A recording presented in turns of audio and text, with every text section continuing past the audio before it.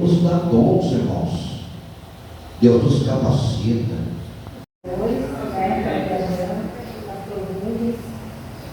Obrigada pela oportunidade. É difícil, né, gente? Vou falar que é difícil pregar aqui nessa retaguarda aqui de doutores. Mas como o irmão falou agora, tem chamado, nós não pode deixar enterrado e nem fazer. Havia colocado, o pai havia colocado sobre a vida dele. A Bíblia vai nos dizer que, no verso 14, após o episódio da tentação de Jesus, a volta para a Galiléia, estando cheio do poder do Espírito Santo, a sua fama percorreu nas cidades vizinhas. Todos vendo que ele, as maravilhas que o Senhor fazia, o glorificavam nos seus grandes ensinamentos.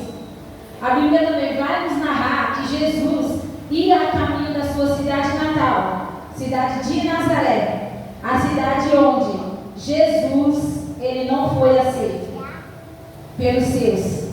A palavra vai dizer que Jesus, ele não foi aceito pelos seus. E ali foi o primeiro sermão de Jesus. O primeiro sermão de Jesus foi dado na cidade de nascimento dele, Nazaré. Então, foi rejeitado pelos seus, né? E aqui nessa palavra onde a gente leu, no versículo 18, está se cumprindo uma profecia de um profeta messiânico, escrito lá em Isaías capítulo 61. Abra suas Bíblias no capítulo 61 de Isaías. Que a Bíblia vai dizer assim: as boas novas da salvação. As boas novas da salvação. No Antigo Testamento, Jesus ainda não tinha vindo. O povo se comunicava pelo Espírito de Deus, né? Isaías se comunica com Deus, o próprio Espírito do Senhor. Deus vai levar vidas aqui aonde ninguém imaginou ainda que ia pisar. A obra do Senhor na tua vida não terminou. Grandes coisas o Senhor ainda tem para fazer na vida de cada um desse ministério. E Deus, ele está chamando vocês. Vocês são um exército. O Senhor, ele alicerciou vocês para um grande exército nessa terra. Aleluia! Deus é o exército de Cristo, chamado para pregoar o ano do Senhor. Que o Senhor venha falar, que o Espírito Santo de Deus venha falar mais no teu coração nesta noite. Aceite essa palavra como uma palavra de conforto para a honra e glória do Senhor Jesus. E assim eu agradeço a oportunidade em nome do Senhor Jesus. Aleluia!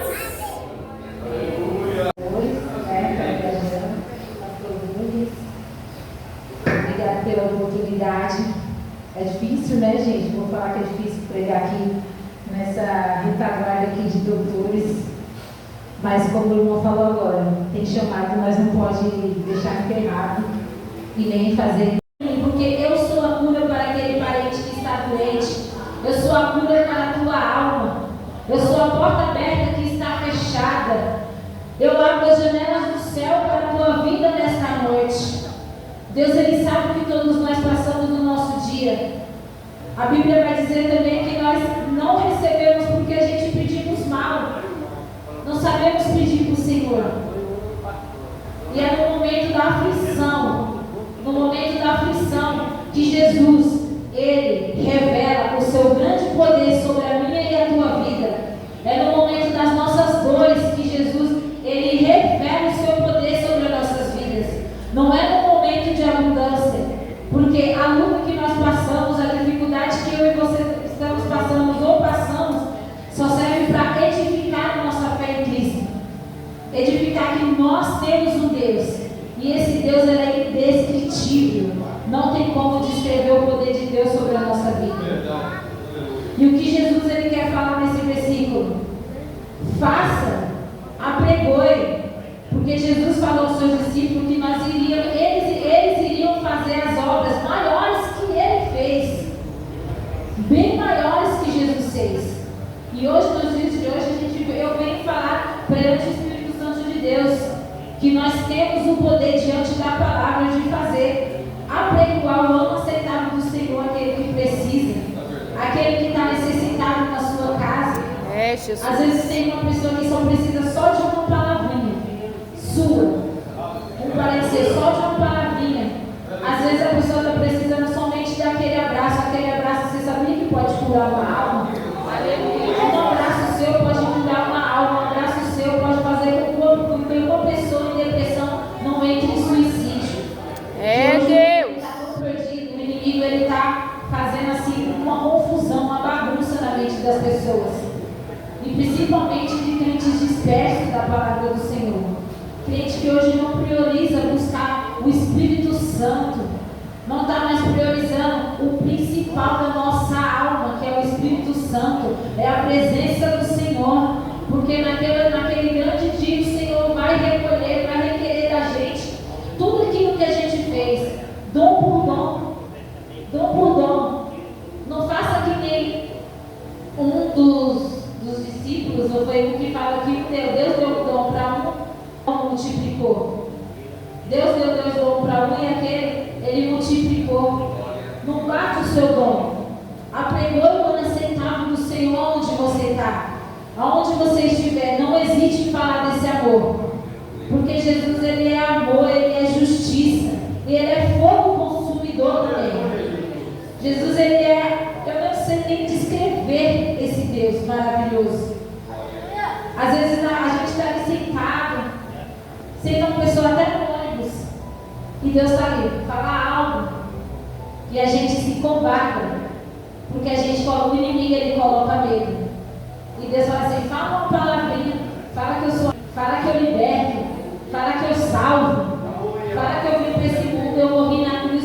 Jesus, ele não veio, porque o Senhor me ungiu para pregar boas novas aos quebrantados, e enviou-me a curar os quebrantados de coração, a proclamar liberdade aos cativos, e a pôr em liberdade os algemados, e a pregoar o ano aceitável do Senhor. O que é o ano aceitável do Senhor? Aqui o ano aceitável do Senhor era o ano jubileu, trazendo para o dia de hoje, é o ano da graça. Porque assim como o Senhor ele vem trazer a graça da salvação, a graça da libertação sobre a sua vida, a graça da alegria de estar em Cristo Jesus. Por quê? Porque Jesus ele é a graça, Jesus ele é o libertador, Jesus ele é o salvador da nossa alma. Ele Aleluia! É o médico dos médicos e ele está aqui nessa noite. Eu creio, Deus. Hoje nós vivemos pela graça do Senhor. E a graça é um favor. Por quê? Porque a graça é um favor imerecido. Porque nós não merecemos a graça do Senhor. Mas mesmo assim, naquela cruz, o Senhor ele se fez carne. E ali ele levou sobre si todas as nossas dores e todas as nossas enfermidades. E a palavra vai dizer que o castigo que nos traz a paz estava sobre ele. E pelas suas pisaduras nós somos sarados. Jesus ele passou por momentos difíceis, mas mesmo assim ele estava ali crendo na sua missão. E aqui o livro de Isaías, que cumprimenta a palavra de Lucas capítulo 4 no verso 18, ali iniciava a missão do Senhor, ali se concretizava a missão do Senhor, porque em Lucas podemos ver que depois que Jesus ele sentou para pregoar a palavra aos discípulos que estavam ali naquela cidade, deram o quê? Um rolo, um pergaminho, porque naquela época não existia caderno, era um pergaminho, era um rolo chamado pergaminho, e aquele rolo é o livro de Isaías. E quando Jesus ele terminou de ler, ele diz assim, no finalzinho, do versículo 14, do versículo 18, e tendo fechado o livro, devolveu ao assistente, e assentou-se todos na sinagoga.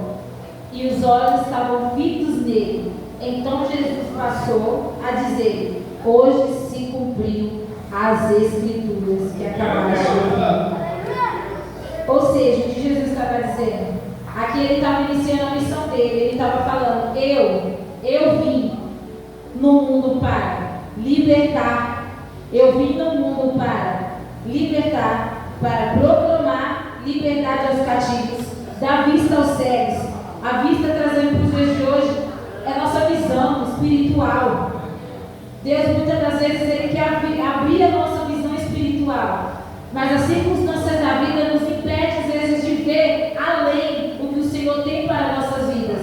Às vezes a gente duvidando do poder de Deus. Ah, Senhor, será? Por quê? A Bíblia fala que tendo pouca fé, se você tiver uma fezinha assim, como um grãozinho de mostarda, você vai falar para os montes se transportar para o nada e ele irá acontecer.